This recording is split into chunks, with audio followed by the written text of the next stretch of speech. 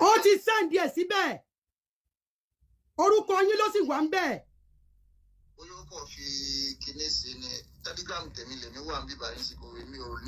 Mo ń bọ̀, ẹ jẹ́ n fi hàn yín. Èmi ò kí àtọ́rí wọn gbogbo èèyàn ti rí. So ẹ̀yin Atakeem mi ọmọ ìjà yìí. Ó wà ńbẹ̀ ẹ bá.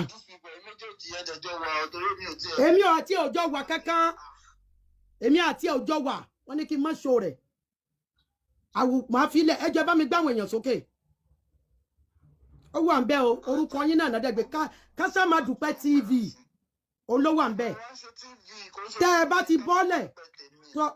Kashamadupe tó bá ti bọ́lẹ̀ tán sìn. Màá send ẹsẹ̀ wá rí. You see it live.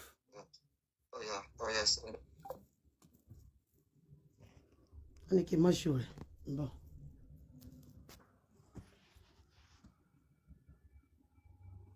Àti Kẹ́mi ọmọ bọ̀ lókè.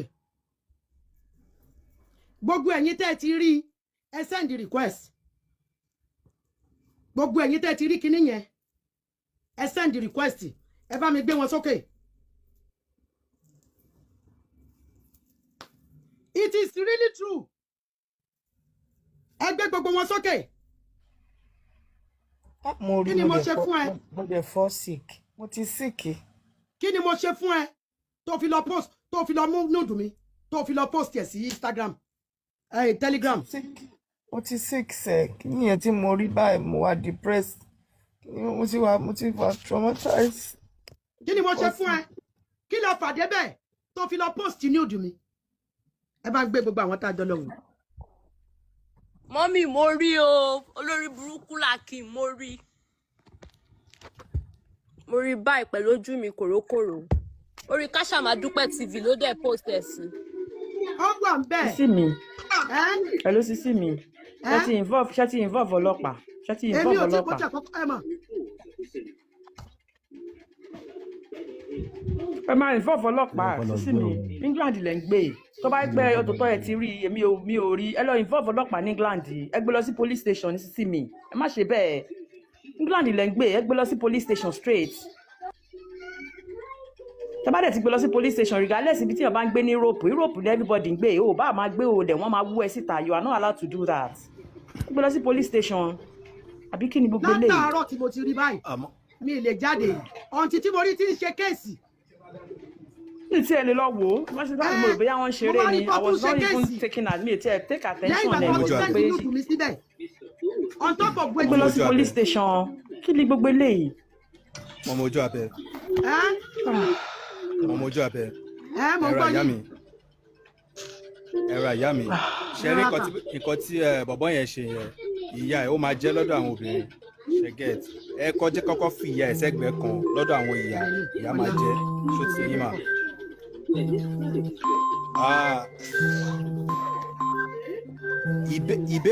Ìbéèrè kan lèmi fẹ́ béèrè mà. Ìbéèrè kan mo fẹ́ béèrè lọ́wọ́ yín mọ́ mi.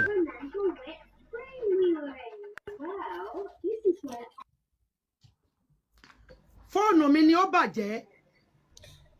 Èyí tó gbé fóònù mi yìí ló dà kó bàjẹ́ tí mo lọ tó ṣe. Ṣó ti yé yín? Tí èèyàn kan bá mi mú fóònù yẹn lọ sí Nàìjíríà. Tó lọ bá mi repair. Mo rò pé ibi tí wọ́n ti rí kinní yẹn nìyẹn. 2 of my phones tí mo rà wá jábọ́. So ọ̀rẹ́ mi kan wá ló ń lọ sí Nàìjíríà yá. Mi ì tí mọ̀ bí tán ti rí. Mi ì tí mọ̀. Ṣé mà kọ́ pé ó ní ọ̀rẹ́ òun tí Noodles wà lọ́wọ́ rẹ̀. Ẹni tí mo lọ tó fóònù ṣe lọ́wọ́ rẹ̀ ó ti dáràn. Ẹni tí mo lọ tó fóònù mi ṣe ní Nàìjíríà lọ́wọ́ rẹ̀. Ẹni yẹn ti dáràn. Fóònù méjì ni mo kó fún un. Ẹni yẹn ti dáràn.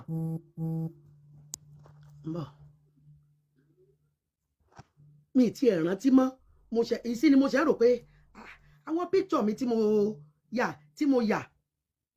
Ṣé pé tí àwọn obìnrin tá bá fẹ́ mi ti ẹ̀ mọ̀ bí irú ẹ̀ ṣe jáde. Bóyá tí àwọn obìnrin tá bá fẹ́ shave. Ṣó ti yé yín? Ọ̀nkú. Ṣé ń gbọ́ mi? Mo ṣe fẹ́ sọ. Wọ́n ní kí n má talk too much.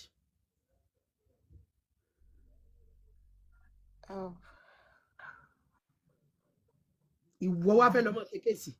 Ẹ jọ̀ọ́, calm down. I no born you well. Calm down. Calm down. Torí Ọlọ́run nípa lè kọ́rin ìbẹ̀rù ẹ calm down ẹ jọ̀ọ́ mà. Ẹ calm down. Torí Ọlọ́run ẹ calm down. Torí Ọlọ́run ẹ calm down. Kí máa parọ́ mọ́ra mi kí sọ pé AI ni tí kì í ṣe AI. Àbí nǹkan ṣe yín ni. Àbí nǹkan ṣe yín fáǹsì mi ni. Kò kí ń ṣe AI o. Kí máa parọ́ pé AI ni. Nǹkan tí mo rí ò kí ń ṣe AI o. Tẹ́mi náà bá wà traumatized kí gbogbo yín náà kájọ wà traumatized papọ̀ ni. Kí ló dé tá ń bẹ̀rù trauma? Àjọ máa traumatized papọ̀ ni. Torí yín náà ni wọ́n fi fẹ́ pa mí.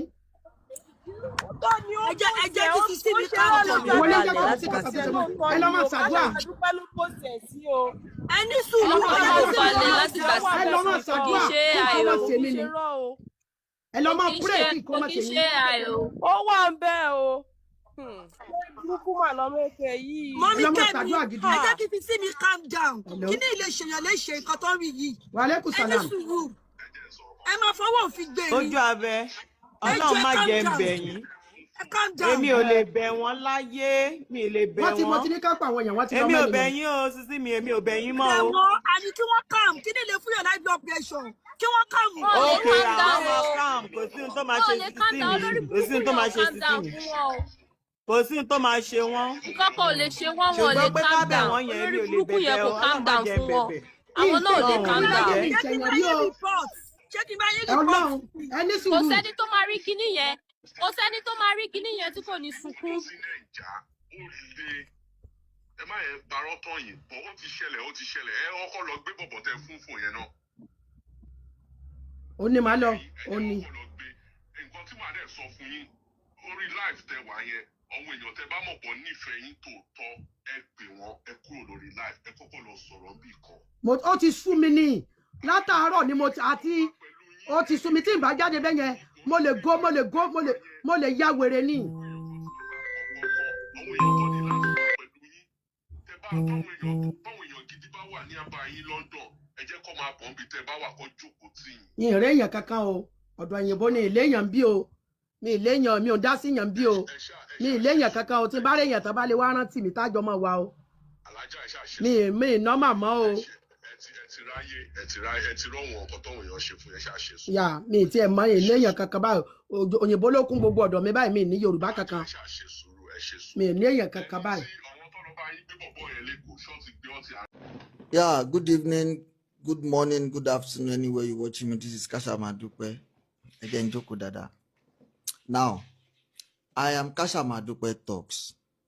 I am not Kashamadupe TV. No this and no peace. There is difference between Kashamadupe Talks and Kashamadupe TV. Know the difference. And me, ever rò pé mo ti ṣí page kan báyìí tí mo fi Kashamadupe TV sí, me sure. Both any àti TikTok yo, àti Facebook o, àti Instagram o, àti Telegram, me sure pé mo ṣí Kashamadupe TV, me sure pé mo lo TV rí. Know this and no peace. Everybody tó ti follow me from day one, they will know this. I have never used any account named Kashamadupe TV. Now, quick one. Issue kan ṣẹlẹ̀ lánàá láàrin ọkọ àwọn single mother and Madam Oju Abe, which stood there pé ó fẹ́ involve me, which I am not the one. And I have to clarify myself. After I watched the video, they sent the video to me, I go on TikTok and I watch all those videos. And before I say anything, I went straight to Madam Oju Abe DM. This is it. Money, Madam, I am in your DMO. And she said, now you said you sent my to I'm only and you they believe AK. Would if you smile, Madam, let me DM you job. And she sent me her number. And to my surprise, me tell okay, fancy me gonna woman gonna Instagram be by me tell and she was even following me, I don't know. So when I talked to her, okay, Madam, emi mo yin dáadáa o. In fact, true AK yi gangan mo fi mọ̀ yín o. Lọ́jọ́ náà ó ní matter kan tẹ́ bá wa yanjú lady kan tó ṣe bye. And she remembered and we talk. And I let her know, say, Madam, èmi kọ́ ni èké pé o èmi kọ́ ni èké send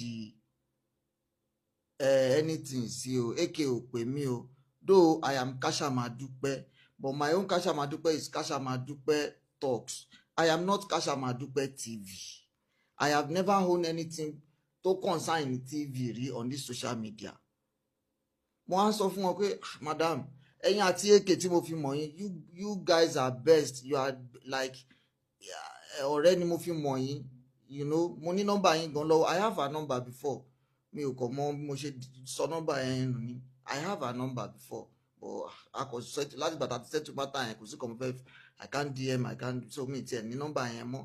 And we talk and I told her madam nǹkan tẹ́ ń ṣe yìí nídìí ẹ̀ ẹ̀yin àtẹ́kẹ́ ẹ̀jọ́ nídìí ẹ̀ ẹjọ́ wà lórí ìlà yìí ni à ń ṣí tọ́ọ̀kọ́ èké ṣe báyìí ó ṣe báyìí àwọn máa bá drag àwọn máa bá pò mú ní ẹ máa ní sùúrù ni o ẹ máa ní sùúrù ni ṣé gbogbo nǹkan tó wà nílẹ̀ yìí ó kò ń ṣe nǹkan tó lọ fà ẹ kò ní láti understand ara yín ni. And moreover èké ò send anything sí mi o èké ò send anything sí mi o and we end the call.